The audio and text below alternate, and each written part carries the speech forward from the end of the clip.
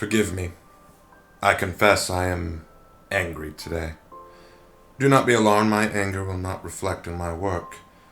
I don't lash out in anger, well, usually. There was one instance several hundred years ago, but in my defense I was asked to be part of that calamity, but that's not important right now.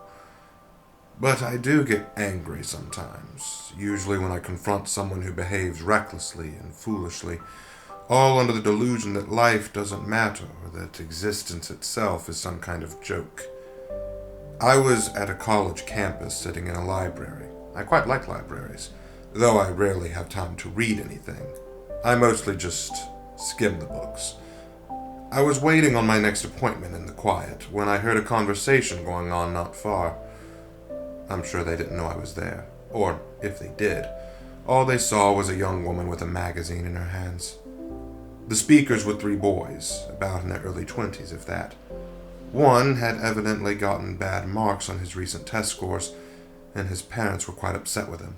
His friends were asking him what he planned to do about it. His response was what caught my ire. He said, word for word, "Nothing. It's not a big deal, you know. I don't care. None of it matters. Those classes are pointless, and the only reason I'm here is because my parents want me to be. But I'm done with that shit, and I'm dropping out as soon as I can." Again, word for word. And when his friend, just as shocked as I was, asked if he planned to enter the workforce or join the military, his response was even more dumbfounding. Again, I will repeat word for word, "I don't know. It doesn't matter. I'll go with whatever." I had to leave before the conversation had finished, and frankly, I was outraged. And as I walked past, one of the boys, I think the one who had been so apathetic about his own life, whistled under his breath and made a comment about my physical appearance. I didn't even look back at him. I'm sure I'll meet him soon enough anyway. People with his kind of mental fortitude and philosophy always meet me sooner rather than later. I suppose it was fate that we met in that library. By declaring his apathy, he saw a glimpse of me in his future. And fittingly, he had no idea what he was seeing. Above all things that I find detestable, I find apathy the most distasteful sentiment. Don't misunderstand. There are things that I don't care about, things that I just have no patience for, such as politics or economics. But nihilistic thinking is a cancerous outlook that I find utterly absurd. For those who are unfamiliar with this philosophy, nihilism is this recent idea fabricated by fools who think themselves wise. They look at the world around them and declare that the real truth of the universe is that there is no higher calling, there is no morality, and there is no reason for anything. Nothing matters. Morality is subjective and ever-shifting, and, in the end, there is no meaning behind anything that happens. Those who preach this dogma and put it into practice are the highest form of hypocritical narcissist, who act according to their own pleasures and desires while, at the same time, spouting that none of it matters.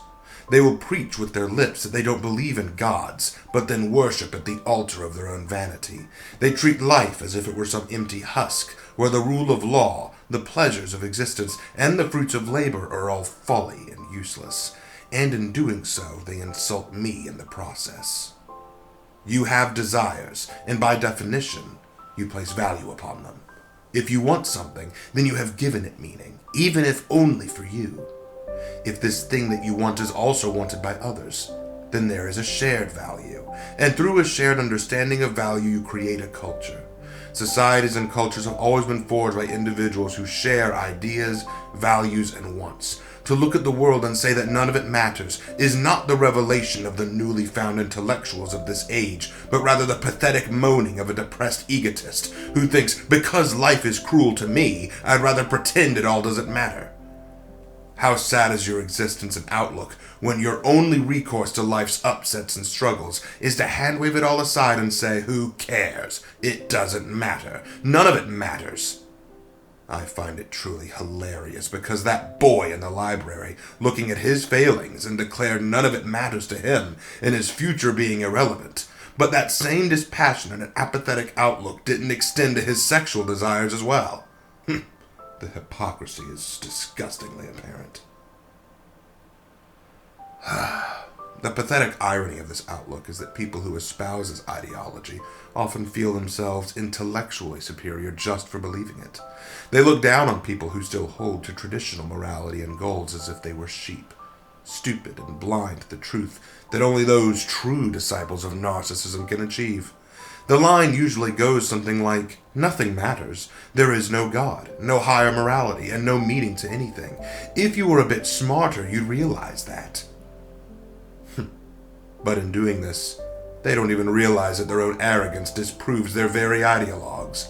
If nothing matters and there's no value in anything, then how are you any better than anyone else? Does your intelligence provide more value to yourself? Well, how can that be?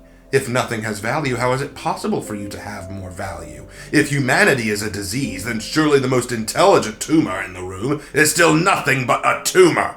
The people who preach their nihilistic religion are not atheists or intellectuals. They're foolish zealots who preach the good word of self-love and self-congratulation. Praise be to we who have ascended above the common man by finally understanding that we should be allowed to get away with whatever we want, drop out of our schools, go on unemployment, and become degenerates. Oh, and anyone who tells us otherwise are the sinful heretics whose greatest sin is daring to still care about things beyond themselves.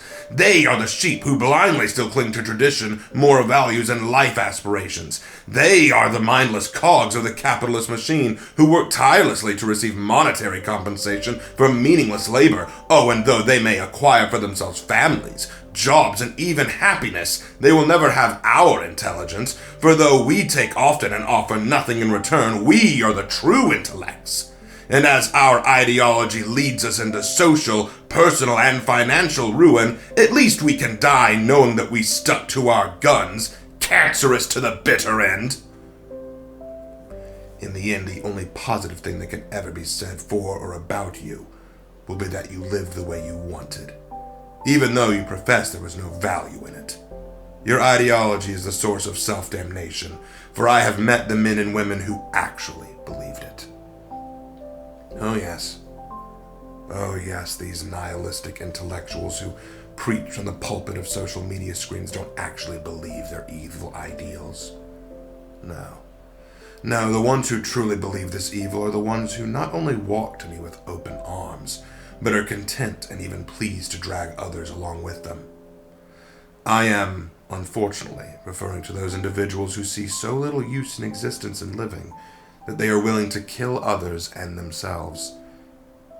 The times I've had to go to a school massacre, quite often the perpetrators are men who follow true nihilism to its oh-so-terrible conclusion. For when you come to the understanding that life doesn't matter and morality is objective, then suddenly your mind and soul can give way to very evil and dangerous ideas, and these ideas will be acted out by a body that has no conviction to continue functioning. You will see human life as a waste and as a corrupt and vile stain, one that only one such as yourself who's aware of this truth can do anything about, and therefore you eradicate it, indiscriminately. You take weapons, be they guns, swords, knives, or shovels. You slay others, for what relevance do they have? After all, they don't matter to you. Nothing matters to you. Even your own filthy existence isn't immune from your contempt, so you will save your final blow for yourself. And you will feel nothing as you do all this. You will commit the most heinous acts imaginable and feel nothing, because you've convinced yourself that nothing matters. And in that moment that I take your soul, I will glare at you. As our eyes meet, as you gaze into death, knowing that your life is finally gone, then, and only then, will you suddenly understand the value of life. And as I carry you away, the sound you'll hear is weeping and gnashing of teeth. The funny thing is, were I to tell all this to a person who believed themselves a nihilist, they might respond with, well, that person isn't a true nihilist. What they did is evil, and I would never do that myself. And to that I would gladly ask, how can they be evil? I thought there was no higher morality. Morality is subjective, or so you said. As I've said before, the hypocrisy is disgusting.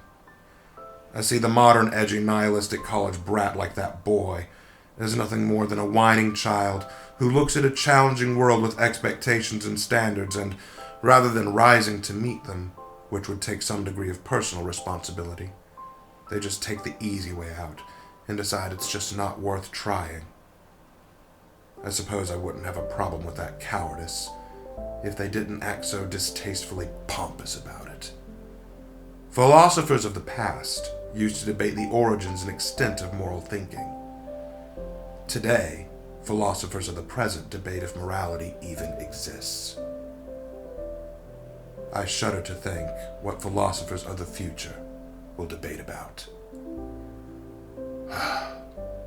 I apologize for losing my temper during this. It's a rare occurrence for me to do that. I promise I won't make a habit out of it. Until my next entry, sincerely, Death.